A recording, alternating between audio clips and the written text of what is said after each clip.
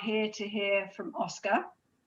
Oscar is a Gallup accredited strengths coach who I met in Sydney at one of the alumni events a number of years ago, and I've followed keenly Oscar's progress, and I love his LinkedIn posts. So if you're not connected with Oscar on LinkedIn, I highly recommend that you follow him and you subscribe to his podcast as well. So he is a man of amazing insights.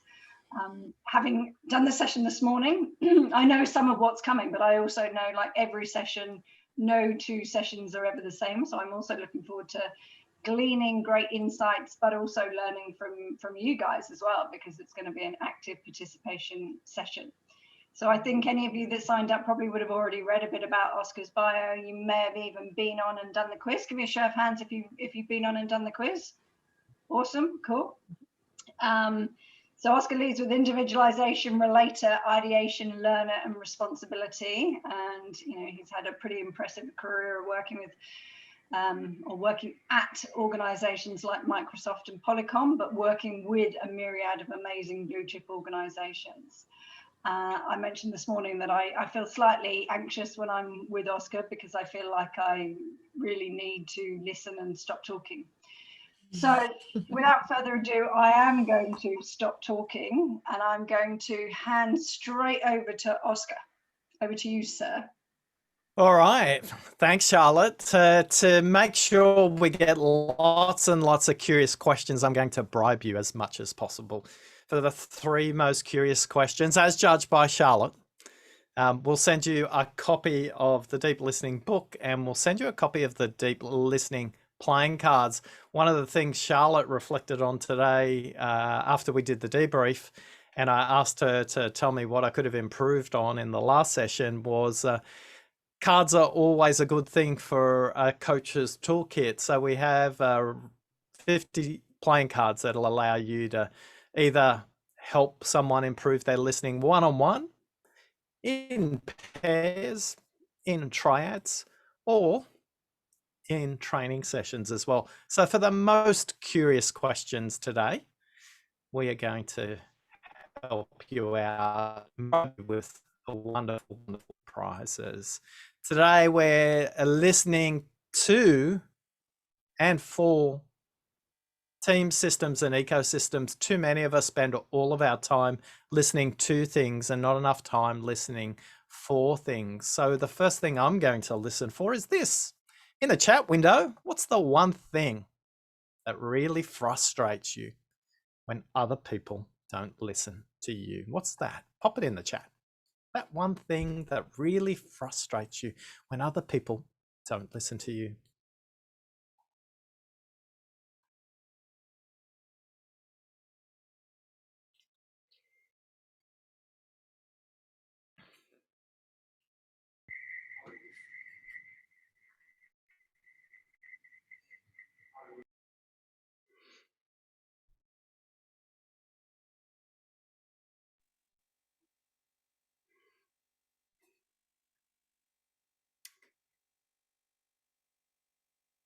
Thank you for everyone who's popping into the chat. That's fantastic. Charlotte, I don't know how hardcore you were on this morning, or whether you're usually hardcore. Do you want to put the 5 strengths on your name on Zoom up or not? I'm not that hardcore about it, but most of the people that are on this session have probably heard me say that multiple times before. Is it useful to you, Oscar? Would you like people to put their Clifton strengths up there for each other and for you? It's an interesting question, but I think it's more useful for the group, for everybody to know where they're coming from. So I'd encourage you. My intention for today, by the way, is not for you to listen to me alone, but for all of us to listen to each other, because collectively there's more wisdom in this room around listening than there is from me speaking. So Charlotte, I'd encourage people to do it if they feel that it's useful for other members of the community to know that, so they know where your questions are coming from. And when you make a particular point, they can make a connection there. We're always trying to name it, claim it, and aim it. And I think as practitioners, we probably want to get towards mastery. And I think having it up there I'd recommend it's a good practice, particularly in this community. Thank you for the prompt, Listening Oscar. is about, no problems. Do you need to walk people through the mechanics, or we're all good? I'll say it just in case you're not sure. If you're not 100% sure how to do it, click on the participant panel at the bottom. It's got the little 2 heads and the number 18. You can hover over your name then, and there's a little blue box that says more. When you click more, you have the option to rename yourself then. So leave your first name in there, otherwise Oscar will just call you ideation or strategic or something. But yeah, it'd be cool if you had it in there. Thank you, Oscar, for the prompt. It's like later in the evening and my brain operates at less capacity in the evening, a bit like my bandwidth. Yeah, that's a wonderful story you've told yourself in the past, Charlotte. I'm not sure it's serving you going forward, but that's a story for another day. That's a little coach joke, everybody, about narrative coaching. Listening is about where your attention is and what you're noticing. What I'm curious about is knowing that reading is a form of listening. The neural pathways to listening and the neural pathways to reading are actually very close in the way the mind works, particularly when you think about the neuroscience of listening. What I'd love you to do is the things that frustrate you when other people don't listen to you. I want you to get your eye back on the chat, run your eye down the chat window and just read all of those. Have a look at the chat window, run your eye down the window and have a look what everybody's written there. For some of you, you might need to scroll up depending on how much real estate space there is in your window.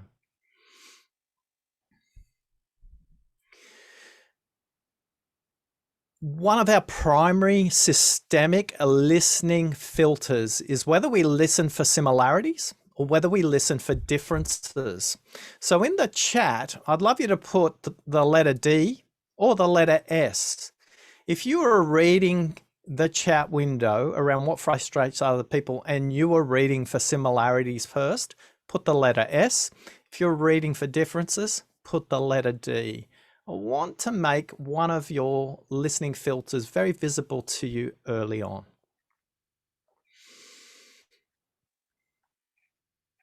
By the way, you could do, for bonus points, you could do B for both. But I sense looking at it, it's probably split about 50-50 is my guess. What I want you to become conscious of is neither is right or wrong. It's whether they are actually useful. One of my favorite George Box quotes, a very famous statistician, said, all models are wrong, some models are useful. Even Clifton's model is wrong in certain contexts. Your Q12 is wrong in certain contexts, but is it useful is the question. And today I want you to suspend all belief that what I'm saying is completely accurate, because in some of your contexts, it will be completely false, but that is the role of the coach, to be the translator for that context. As a coach and as a leader in the room, one of the things I want you to become really conscious of is when is it productive to listen for similarities and when is it productive to listen for differences?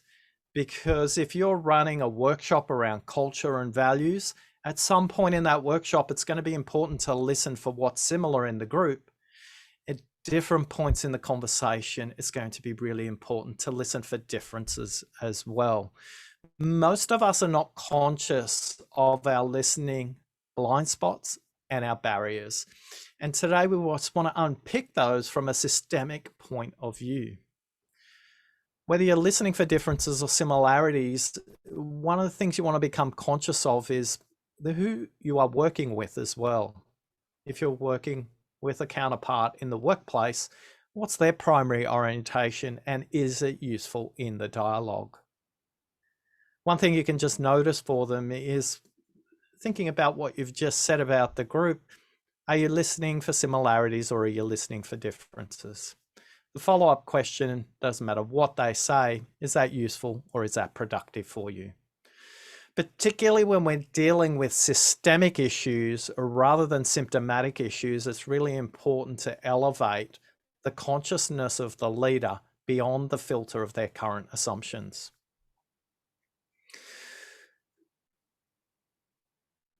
My daughter-in-law, her name is Jennifer, and it's really confusing because my wife's name is Jennifer as well.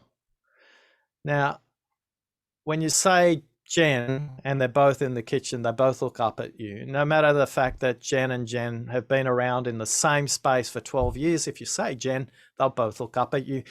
And Jen, the younger, my daughter-in-law, the judo player. They have a very interesting relationship with pain. Judo players basically play on a mat and basically put each other in a headlock until somebody passes out unconscious. Now, Jen competes at Olympic level, and I want to take you back to when she was 21, where she was going through the process of qualifying for the Beijing Olympics. And at 21, she was very excited because she got a bike, a push bike, a cycle, something that could get her from where she was to the dojo. And the dojo was 2.5 kilometers from where she was very excited because she got to ride the dojo. And in the second week of riding to the dojo, a car hit her on her bike, completely mangled the bike, as well as Jen's right ankle, which was broken. Now, Jen knew between her and the dojo, 750 meters away, was a doctor's surgery. She picked up her bike, put it on her shoulder, and walked towards the doctor's surgery. When she got there, the receptionist ushered her straight into the doctor's surgery. The doctor took one look at Jen and asked her to sit down. What I'd like you to do right now is describe the doctor that's in your mind's eye. What is their age? What is their gender? What is their nationality? What is their height? What is their weight? Pop that in the chat box. The image of the doctor you have right now, put it in the chat box.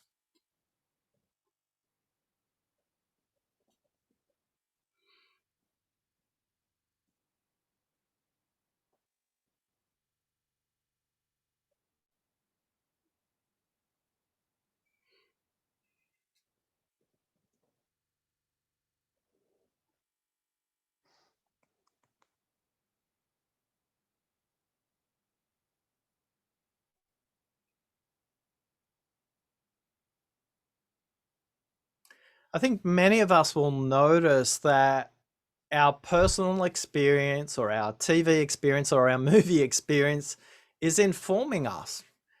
Nicola, do you mind coming off mute? No problem. I might have a cat scowling in the background, but I don't mind, yes. That's completely okay. Tell me about your experience that got you to a 5-foot female Indian doctor. So it's 9 o'clock in the morning here in the UK, but the last thing I watched on TV last night was the news. And there was a doctor in South London talking about the take-up of vaccine. And the doctor that was interviewed was small. She was 5 foot, she was female, and she was Indian. So that's, I mean, when you mentioned doctor, my mind went to news last night. Okay. So when Jen was on her push bike, she was in Mumbai.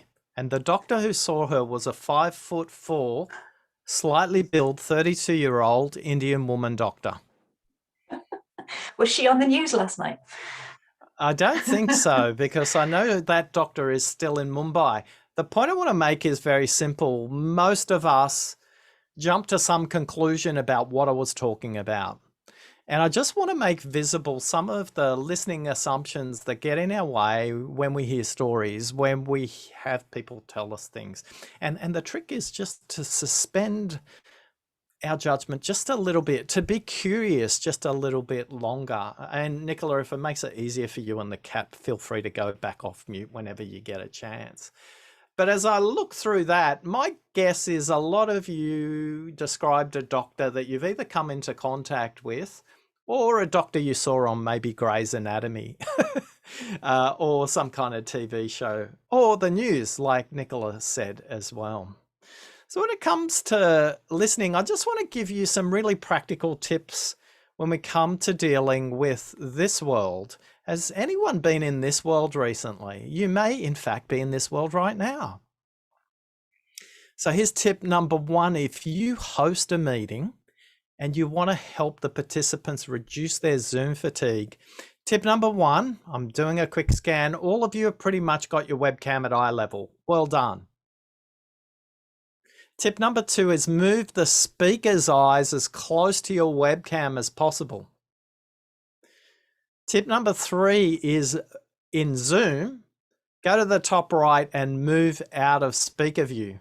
Sorry, move out of gallery view and go into speaker only view. Just give me a thumbs up if you already are in speaker only view, by the way. It's about half of you. For the rest of you, I would encourage you to go to speaker only view. And by the way, you leading web conferences, you need to make these implicit tips explicit. Now, for bonus points today, you will get to pick the color of my eyes, and you will also win a prize if you can pick the color of my eyes. So whoever picks the color of my eyes first in the chat window will also get a copy of the book and the playing cards as well. But if you get bored today, have a look at my eyes, see what you can guess. I won't look at what you're putting in the chat box, especially those people who say it's bloodshot eyes. Your eyes are a color and you are bloodshot in the whites of your eyes. So not to put too fine a point on it, but I do have a group of clients who are ophthalmologists, and they explain the distinction for me when one of their colleagues said, Oscar's got bloodshot eyes, and the rest of the group castigated him immediately, saying he said color of eyes, not the whites of his eyes. So when it comes to this, please encourage the people you work with and lead to move the speaker as close to the webcam as possible. That will reduce fatigue. There's a podcast coming up that I interview Dr. Cheryl Barnum from Missouri University. And on this podcast, she has been studying virtual communication since 1992.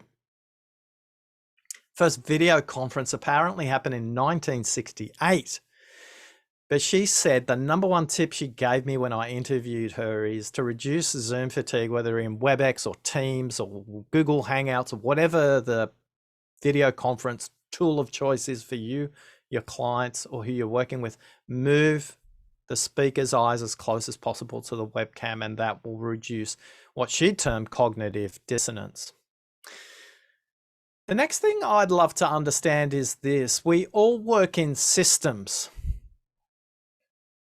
We work in teams, we work in departments, we work in organizations, we work in ecosystems, we work in economies, we work in the globe. In the chat window, I'm really curious, what's the cost of not listening during transformation? A lot of you are part of transformation and change that you're trying to drive inside organizations. What do you think the cost of not listening during transformation is? Pop it in the chat.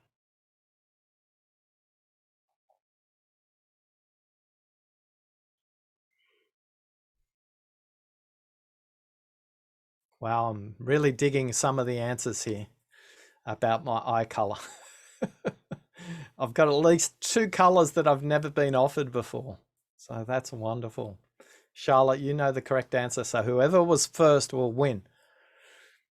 Okay, so the cost of not listening in systems, it's disastrous. You miss opportunities, you fix the wrong problems, missing stakeholders and building systems that aren't suited to user behavior, misunderstanding. Critical information is missing, lots of missed opportunities. Decision making cannot happen. Critical thinking does not happen. I love this insights. Stay in denial. I love that. No buy-in, lost time, poor time management. Other people feeling unheard and underappreciated. Jamie, I'm curious if you're open to an invitation to tell me more about that. Yeah, definitely. I know that from my perspective, I've got strategic quite high as a strength. So I always want to be involved in everything from the beginning, even when it's not necessarily my place to be. And I also have empathy quite high up as a strength, and even in the organisation I work in right now, they're going through some significant changes that they're rolling out very quickly, and that they're not asking anyone's perspective. And I can see the pitfalls that are coming. So how does other people feeling unheard show up in the system that you're operating in? I don't want you to give away anything confidential, but give us a context. How does other people not feeling unheard, how does that actually show up? How can you notice that right now? How are you noticing that right now? It's a good question. I think when other people feel unheard, they don't maybe buy in. There's a lower level of engagement there in the work that they do, because they feel done to, as opposed to they may have a really great perspective. So I think the level of engagement, motivation, enthusiasm with people will be different for different people, but you can definitely see a variety of different people on that spectrum. And I sense you're describing the result of being unheard. What I'm curious is, you've got this Spider-Man tingly sense. How do you notice that in this system they're not being heard? That's the bit I'm curious about. And Helen is loving what you're saying, by the way. She's furiously nodding in agreement. Helen, if you're okay, I'm going to come to you next and get your perspective on this question. You might even have a question for Jamie. So Jamie, back to you. I've given you some think time. How are you noticing people are going unheard? I mean, the most obvious way I know that people are going unheard is because of the pace that something's happening. There's no way that you've taken on board perspective if you are rolling something out so quickly. How do I notice it in different people? You can spot certain people who might be struggling with their well-being, and their teams might be struggling with their well-being. You can see they're a bit all over the show. You can see people frantic because they're suddenly taking on new workload, and they're trying to shift from what they were doing previously to what they're doing. So I think it's obviously different from person to person. There are some people who it doesn't seem to have a huge impact onto. Helen, I'm curious what you're making of that, and if you've got something to add on or a distinction maybe, because I could see you feel part of that system that Jamie was talking about. Yeah, it's interesting because I think, like a lot of people probably on the call, I'm self-employed. So I'm not always in big meetings, but when I am involved in meetings with other people, I can see them not listening to each other. And that being unheard, I see as massive frustration. And what I've noticed, particularly as we've moved into this kind of Zoom world of virtual meetings, is that people just talk over each other. Because the person who speaks the loudest, I mean, and traditionally that's the same too. The person that speaks the loudest gets the airtime, and with Zoom, they just keep on talking. And so those people who would normally come a little bit later to the party in terms of giving their piece, their experience, their view on things, they just stay on mute, and you don't hear from them at all. So for me, it's kind of interesting, the behavior that we see working with people virtually, as opposed to working with them, physically face to face. You can actually see the behavior play out in how they behave online. So staying on mute, or, technical issues notwithstanding, not being on camera, just not being engaged. So I think engaged is the same thing I was hearing that Jamie was saying as well. Yeah, and I think for many of us, what we come to realize in a virtual world, that the chat box democratizes our listening. And I'm trying to be really deliberate in role modeling that to the group. One of the things we do too much of in face-to-face meetings, and here's a hack that I don't think people do in meetings enough. And this gives voice to the unheard, Jamie. Rather than ask the room, so we're all on board with this change, yeah? That could be one way to say it. We're all clear on where we want to go with this change. You're clear on the actions you need to take to make this change a reality. Too many people rely on the verbal, and what we want to do is just take some time, usually at the beginning of the meeting, to just get people into self-reflection And one simple self-reflective question is, hey, look, before we start, I'd love to know what question you've got for me or anybody else in this group about where we're going with this change. Just take a moment by yourself. You might want to tap into your keyboard. You might have a stylus, an electronic device, or a pen and piece of paper. For the next minute, I just want you to notice where you're at with this change. Now, that's a really low risk thing for anybody to do when it comes to listening to themselves. But it's not a technique that's used often enough in regular meetings, work in progress meetings, update meetings, project meetings, planning meetings. And rather than say to everybody, so Bev, what do you think about that? Now, Jen, I'm coming to you next, and then I'm coming to Sunny, right? Your risk level has gone up. Your trust has gone down with me. What I'd encourage you to do next is just get them to pair up with somebody in the room and just get them to talk through in pairs what they've discussed. The risk is lower then because they may not feel their idea is being judged as harshly as the group might have. But too many of us use these very rudimentary, low context techniques, that is, speak out aloud. And this is coming from sitting around a fire in a circle way back when we were in Africa. How well does it translate in a low trust environment in a workplace? It doesn't. The next thing you want to do is a little nuanced. You want the other person to say what was great about the question the other person asked. So we're using a positive lens on the question, and they pose that question to the room. And all of a sudden, the unheard is heard. All of a sudden, we have a permission slip for doing this. I remember being in a room with 90 people managers, probably closer to 100. It was in a pharmaceutical company. It was a really narrow room. Most training rooms are quite wide and not as deep. This one was narrow. But have you ever been in a training room where tension is dripping from the air conditioning ducts? You walk into the room, you just feel something's not working with this team. Well, I walked into this pharmaceutical manufacturing organization that does sterile manufacturing, and 190 odd, I think it was like 97 people managers, and the plant CEO was in the room, just off to stage left. And 20 minutes in, the tension was just too much for me. I could feel it, I could sense it. Everything was going on for me. My Spider-Man tingly feeling was, I need to give voice to what's not being said. And in that moment, I turned to my host and I asked, with your permission, I'm going to try something different. And with contempt dripping from every syllable he said to me, if you must. And in that moment, all I thought was, have they paid me? Or will I get paid? I'm not sure. In that moment, I asked the room to turn to a partner and ask themselves this question: what movie is playing out in this manufacturing plant right now?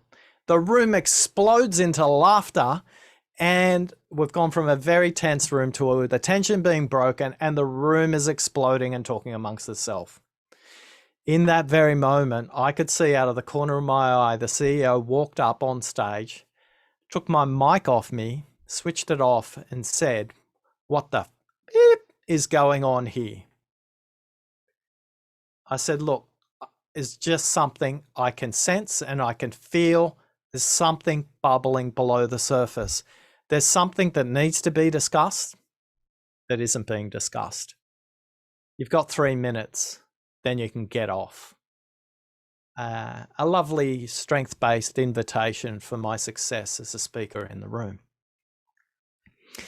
And drawing on all my strengths as a relator and saying, he must be having a tough day. He must be having a tough week. Let's not judge him.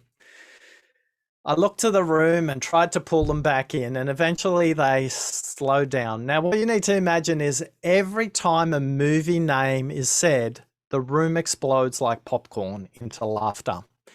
The first movie is Die Hard with a Vengeance. The next movie is Titanic. The next movie is Towering Inferno. Every plane crash disaster movie, every movie that you can think about that's involving a disaster was described by the room. Now, in my peripheral vision, I'm shouting and I'm looking out of the corner of my eye at my host. And what he did next changed my mind about leadership for the rest of my life. He stepped up on stage and pushed me off and said, "Please take a seat." But he said it in a tone that basically told me to get off stage. He grabbed the microphone like this and he almost bowed down and his voice changed. He said, "I'm really sorry. Coming to work for me feels like a disaster. Oscar's heard something I haven't heard. And it sounds like it's been really tough working for me. I'm going to invite Oscar back. And if he needs the rest of the day, I think he can help us listen to what the real issue is." Now, the point of this story isn't that he asked me to come back on stage. The point of this story is he had the humility to know he was wrong. Very few leaders do that. So what happened next is even more powerful. So I grabbed the mic and I say to the room, "Who haven't we listened to in this problem?" Now, by the way, I have no idea what their problem is. I have no context. I can just feel tension dripping from the air conditioning ducts. And the answers coming back were frontline production workers. And what the backstory is, they had spent 13 weeks trying to solve an impurities issue in their sterile manufacturing process. And they would solve it for a week and then it would come back. They would solve it for a week and then it would come back. They had $10 million worth of stock stuck in impurities and quality assurance. What happened was 6 months earlier on a little daily control meeting card, a 62-year-old production worker who'd worked for that company for 35 years had explained that a pipe that was $35 needed to be fixed. A $35 pipe. But they told him they couldn't because it would slow down production, and they were doing $4 million worth of stock every day. And they couldn't stop the production line to listen to the frontline worker. Now the cost exploded out to $10 million. The question I've got for you is, when we're listening systemically, how deliberate are you in your coaching practice and in your leadership about being conscious about listening to what's not being said? I think there's a lot of wisdom in the room. So I'd be curious, what's one question you would ask another colleague right now to help to notice who's not being heard from, as Jamie said so eloquently earlier on? What's a question you would use? Pop it in the chat box right now. What would be a question you could use to do that? Jen, thanks for the link for the beautiful book that is Nancy Klein's work. If I could interview one person on my podcast, and my podcast would be complete, it would be to interview Nancy. So if anybody knows her, the author of A Time to Think, but her next book, The Promise, Promise Me You Won't Interrupt, a beautiful lady.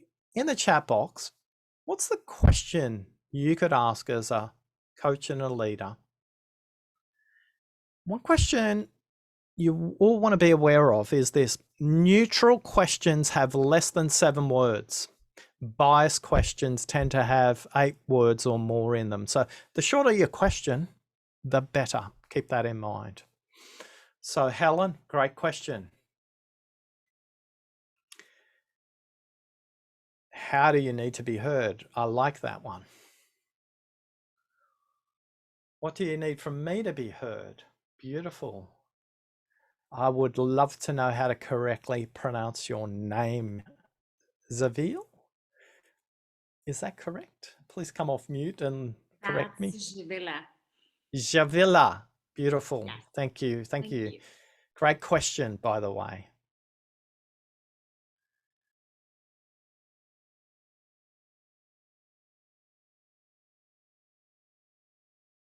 What's on your mind from Bev?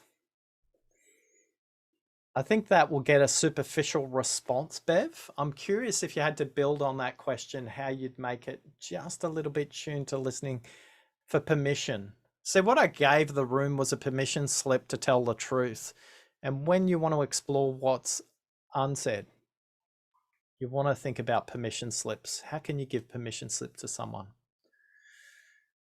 Nazrin, again, with yours, just think about it a little bit further. There's maybe 1 or 2 words you want to add there. What are your thoughts on that? I think you'll get a superficial answer. You'll get the first thing they think about rather than the deep systemic question. How can we ensure we hear from all? I think that's probably a useful question to a leader, Charlotte, as opposed to the person in the room. Nicola, there is 2% truth in the other side. What is that? Tell me more about this question, Nicola. I love the framing. Okay, am I off mute yet? You are indeed. Yeah, sorry, I just had the chat screen up. So that I can't say I invented that question. It comes from organizational systems and organizational and relationship systems coaching. But the idea is that if you find yourself opposed or in a disagreement or not wanting to hear something, if you just imagine there's 2% truth in what the other person's saying, can you actually hear that truth and honor it? Yeah. Okay. Yeah. The 2% kind of gets me into a biased question, but I like the direction of where that's going. Have you mapped the opinion landscape in the organization? I think that's a great question for a leader. May not work for somebody who's at the front line that you want to speak up, but for a leader, that's a great question. What feels still unsaid? Where can we find the voices that aren't being heard? What I'm curious about here with this question is we want the question to be with the people who have the truth as opposed to the people who are leading. So is it about discovery or exploration? What we want to do is really get people to explore the possibility that their truth matters and how could they speak up. Can I get your feedback on this? You will, but you won't necessarily get feedback that's useful. What are you burning to say? If they were burning to say it, they would have said it already. So I just want you to practice and start to think about questions that provide permission. If this issue was a color, what color would it be? It's a really neutral question, but then the follow-up question is, and why is that? And then you get the answer, you get the permission slip. And if it was a different color, what color would you like it to be? If it was a book cover, what book cover would it be? What character would it be in the book? What you want to do is objectify the issue. A lot of your questions are making the issue subjective. So try and make the issue objective in that context as well. I want to pause. Has anybody got questions they want to come off mute about these question set we've just talked about?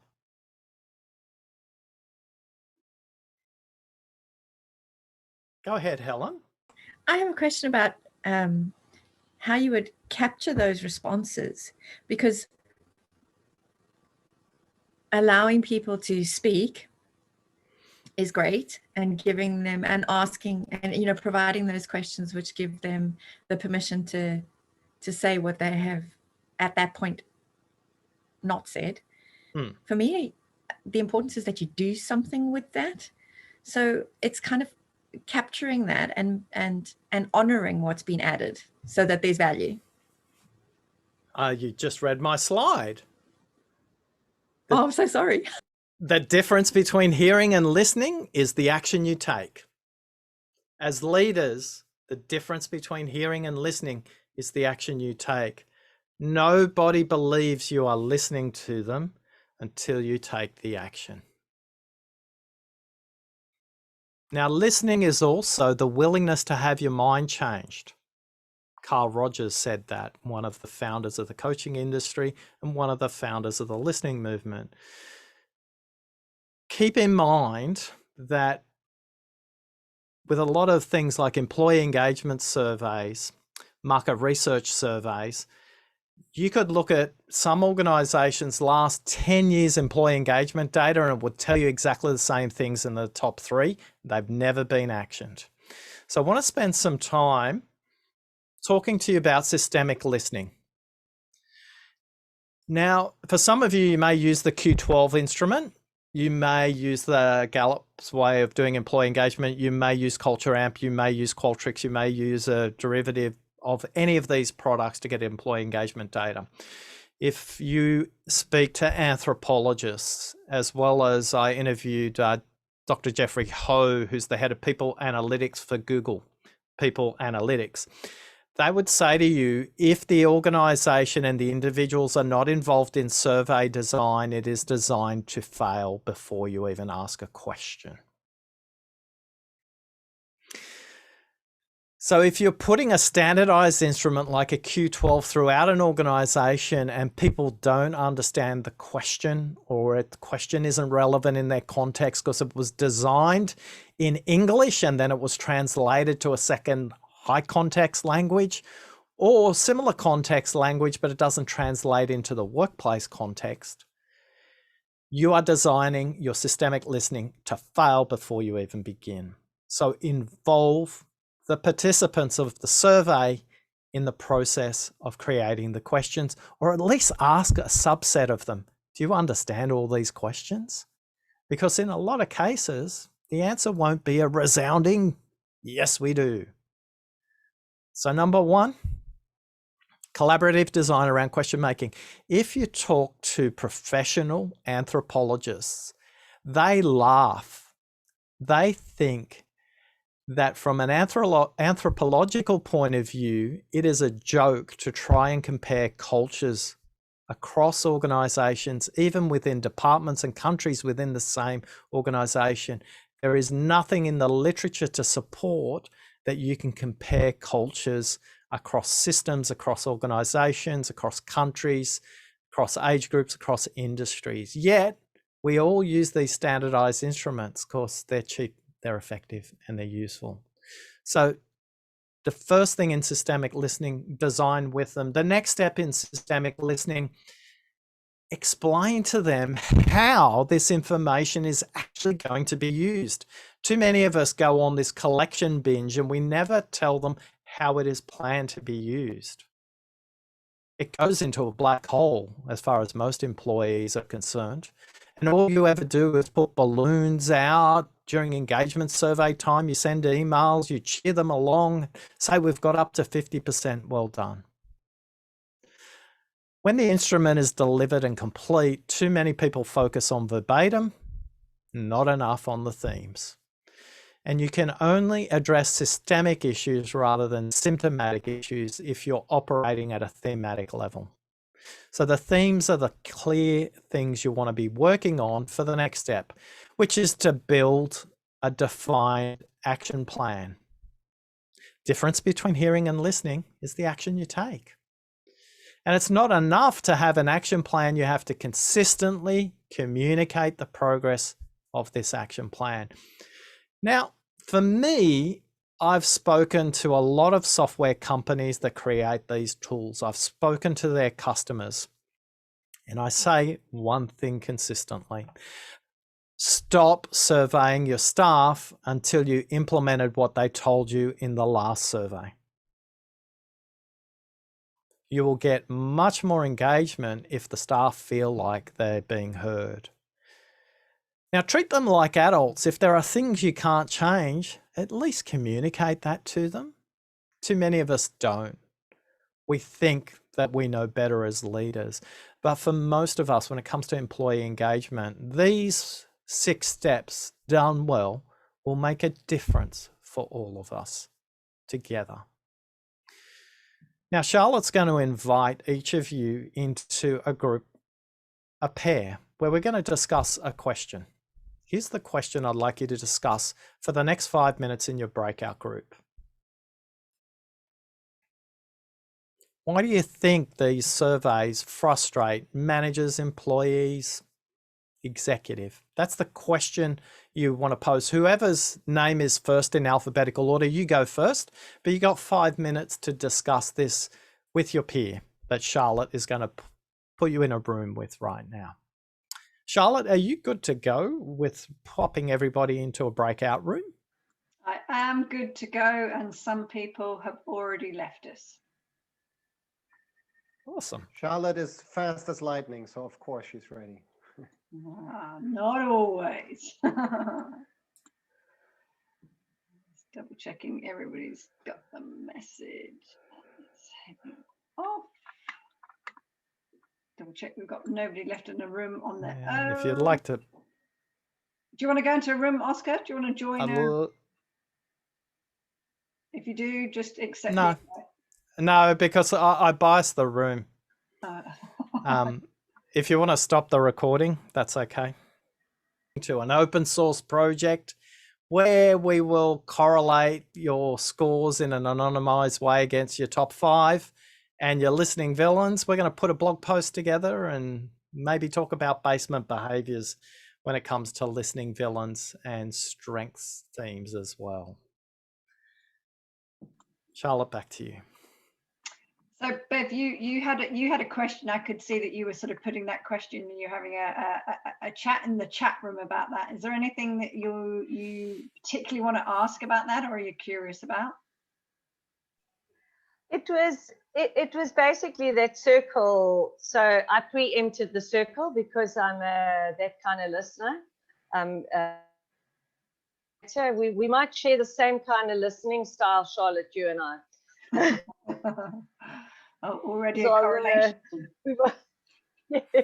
So it was. So I'm really intrigued about the correlation between somebody's top 10 and their listening style and their listening villains, and what that might be in terms of how to help a client understand more about the way that they listen, and how to help myself, because my villains are huge. So here's the thing, Bev, you are not your listening villain. Labels are really good on food and medicine. Labels are good for jars, not for people. Labels are there to label behavior, not who you are. Please detach your identity from the label of the villain. And I think that's true for strength themes as well. I think too many of us get attached to colors and labels, and sometimes they can be unproductive as well. All models are wrong. Some models are useful. So just be careful how you personify that little villain. We want to be a bit detached from it, because we're a fully formed human and we're so much more than the labels that other people give us. Jamie, do you want to ask your question? Yeah, my question was maybe just to follow up to the point we were just saying, which was around the fact that maybe there's value in the individual describing which theme they see playing out in the listening villain. Because I know from my perspective, I really don't like it when someone tells me you're doing this because of this. Oh, you do that, don't you, because of this theme? That it just doesn't. It always sits a bit uncomfortably. So interrupting listener was my listening villain. For me, that could come from any one of my themes. And look, I'll leave it on a cliffhanger.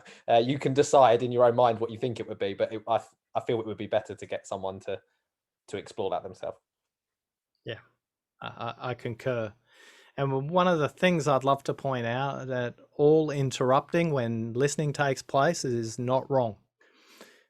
Great listeners are not therapists in the workplace. They are like book editors. They help the speaker distill their thinking. And somebody who interrupts can do that in a productive way. So interrupting always is not wrong. Beautiful. Does anybody else have a question that they'd like to come off mute and ask Oscar or the group? May I speak? Of course you can, sir. I'm going to be a bit provocative. I'm obsessed with cognitive biases. Like, it really has changed my life to discover this topic, and I've been studying it quite intensely in the past few years. And I got a bit nervous, Oscar, I must admit, when I heard you say that we should be listening for and not listening to. Just because there's this powerful beast called the confirmation bias, right? That we have a certain concept in our head, a certain narrative in our head, And when we start listening for, we might sometimes be dragged to listen for the narrative that we have in our head, right? And especially as coaches, we tend to be, I'm going to be overly generalizing there, but we often are strong personalities, we hold strong opinions, and then we look in the person we listen to for the things that we already have in our heads. And so I got so nervous about this confirmation bias that I'm trying to do tricks at the beginning of a session to get me out of my narratives.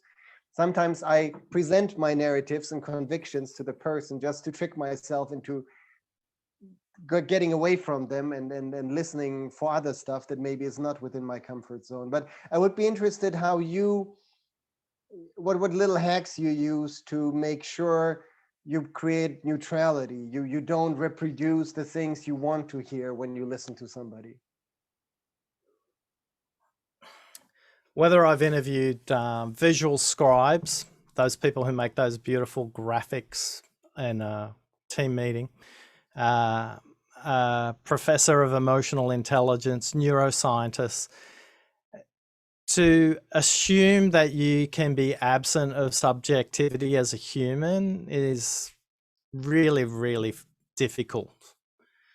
So I'm human when I turn up. My 3 hacks are really simple. I switch off all my notifications before I go into any conversation, 5 minutes before. For the next 3 minutes, I close my eyes.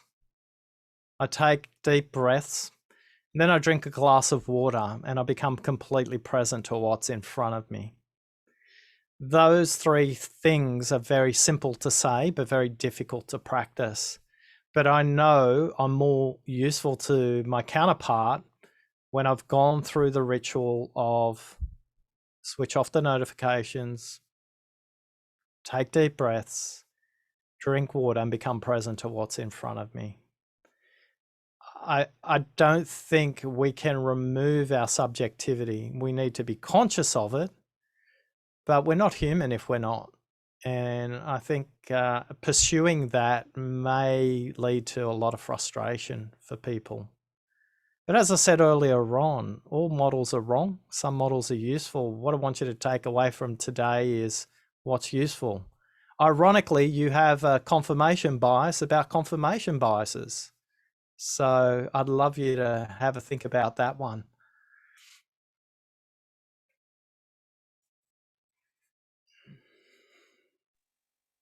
Thanks a lot. Pleasure. Anybody else got a question? I think I just blew Nicola's mind.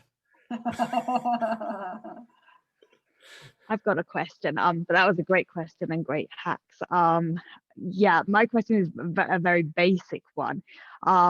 When doing one-to-one coaching, do you or any of the other coaches here tend to have Zoom on, off, let the coachee decide? There's been quite a lot of discussion about it because of listening and seeing body language, or I guess it's dependent on the person, but what are your thoughts on that?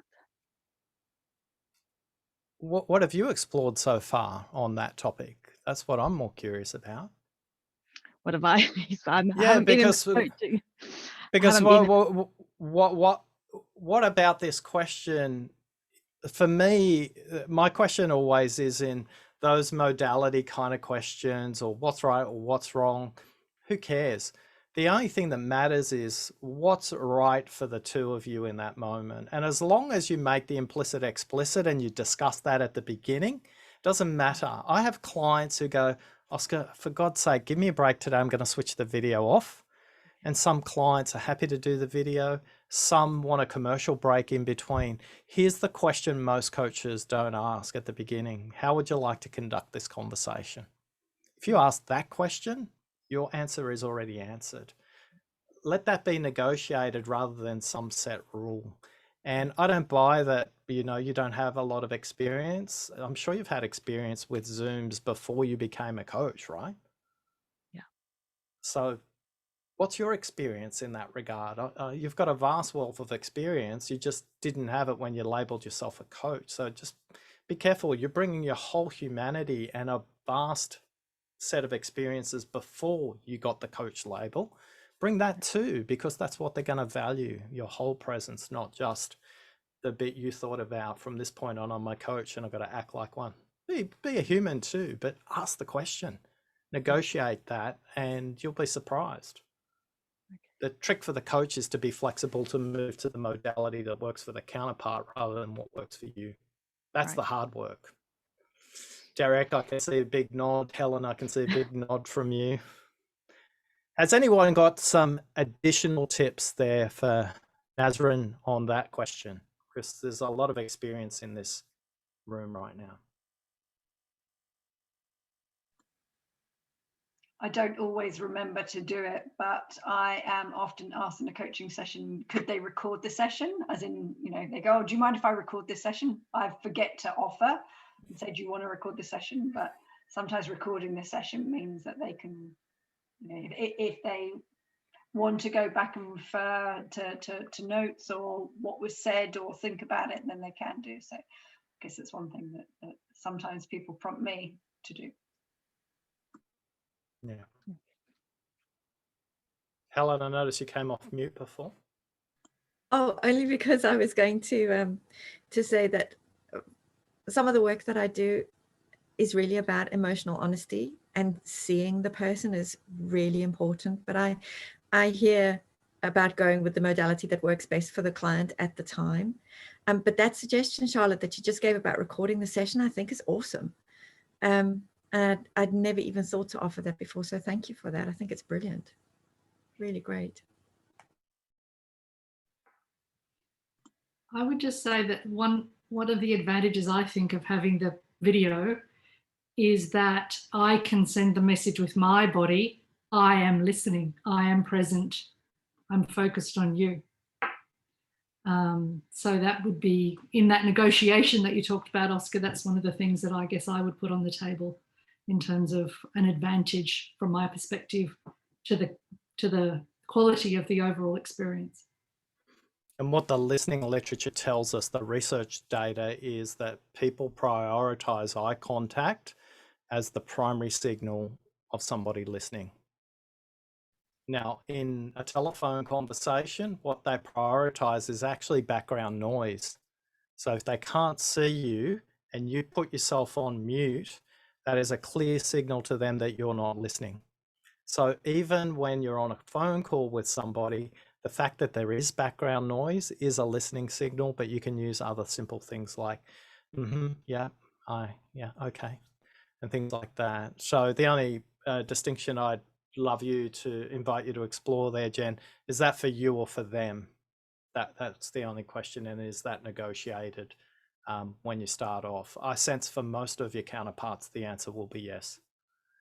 It's interesting. I mentioned earlier on, I did some work with the Hypnotherapists Association, and they had this struggle going through the pandemic, because if you imagine a hypnotherapist is doing everything face-to-face, or historically they were as well. We spent the entire workshop figuring out how to do hypnotherapy via the phone and via video conference. And they were an amazing creative bunch of people who found ways to do it in both modalities. I always say, if hypnotherapists can figure it out, I don't think a coaching profession has got too much to worry about.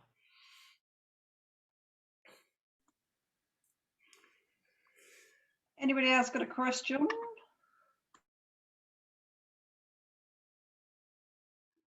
Even in that case, Charlotte, I think just say that your husband's talking. But sometimes people are put off by the mute if it's audio only. If it's video and you've got the audio switched to mute, that will work fine. I worked out this week talking with Jim that because my office is this really weird roof, what happens is when he's sat near me, his voice just kind of, it doesn't carry off up, it just bounces straight over here. So people have been on the call with me before, when they've had that, they go, I can hear another person talking, I can hear your husband talking. So I have to. Yeah, and from an acoustic point of view, you need some soft furnishing action in your room. If I was to go and give you some very superficial acoustic feedback, just get some carpet on the floor, maybe pop something soft on one of the walls there, and that will reduce that kind of bouncing sound there as well. Oh, thank you for the tip. I'll bring more dogs in. Thank you. Yeah, well, the dogs have got soft furnishings under them. Yeah, egg boxes, they work too. Yeah. Jamie, I suppose my thought back would be preference. How does it impact your style depending on whether they request? Maybe knowing this will mean you can share your preferences when contracting. Yeah, okay, I think we covered that off. Yeah. Cool. All right. Well, I'm on a quest to create 100 million deep listeners in the world, and you've given me the greatest gift of all today. You've listened to me, so I'm really thankful. For those of you who want to play in this open source villains versus strengths behaviors, please let Charlotte know, and we'll figure out how to triangulate it and try and make it useful. The group this morning had exactly the same question as well. So in service of the group, what I'm listening to in the group, we're definitely going to take that on and take that forward as well. Oscar, you've been absolutely fantastic as always. I will send out the recordings for both sessions because the second session was very different to the first session. So you guys might want to listen to the first recording and you might pick up something completely different there. But I really appreciate you taking the time to do 2 sessions and share your wisdom with the collective of the coaches here. So thank you. And yes, if anybody does want to share what they believe the correlation is between their talent themes and their strengths villains, it's just more of a curiosity thing. I don't think there's a straightforward match, but it's a curious thing that's kind of coming out of what you believe it to be. So I think you all have my email address, so feel free to just send me that email and I will share it on with Oscar. I think today the questions, the winners, I believe, Nicola, Bev and Helen, I think, are the winners today for your active participation. So I will send you an email and connect you. And who got the eye color right first? That's the other one. I'm not sure because we didn't actually do the eye color this morning, so I'm not sure officially what color your eyes are. So you'll actually have to announce that one. Oh, well, my eye color is hazel, but it does change depending on seasons and all kinds of things like that. It changes based on the amount of water I've had to drink, all kinds of things like that. So let's see, somebody said khaki as a color. I was like, wow, okay, that isn't a color I've been given before. But I'm just scrolling down the chat. And the first hazel is Jen.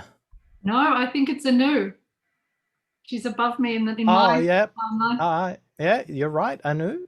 Congratulations. You are the first hazel. I think Anu wins double points as well because I think she's actually stayed up the latest. What time is it for you, Anu? Or it's probably actually 1 a.m. or something. It's 2:15 a.m. I'm going to bed in a minute. Die hard, hardcore. Wow. I was hardcore. I got a lot of stuff done before this, but I'm going to bed in 1 minute. Okay, thanks for listening. Sleep tight. Thank you everybody for joining, and I really look forward to seeing you again sometime very soon. Some of you in about 12 hours time, and some of you sometime in the future. And again, thank you so much, Oscar, for joining us, and have an amazing evening. Thank you. It's been amazing. Thank you so much. Thank you very much. And you're all my favorite people. Oh, good thing you got that in quickly. But don't forget to say that bit. You're all my favorite people. Thank you so much. It's been super. And Oscar, just to say, I started the 90-day challenge, and so I got my first week email this week, and I'm loving it. Listening is a huge thing, and the fact that we never get taught to listen, I think, is critical. You know, as kids, we're taught to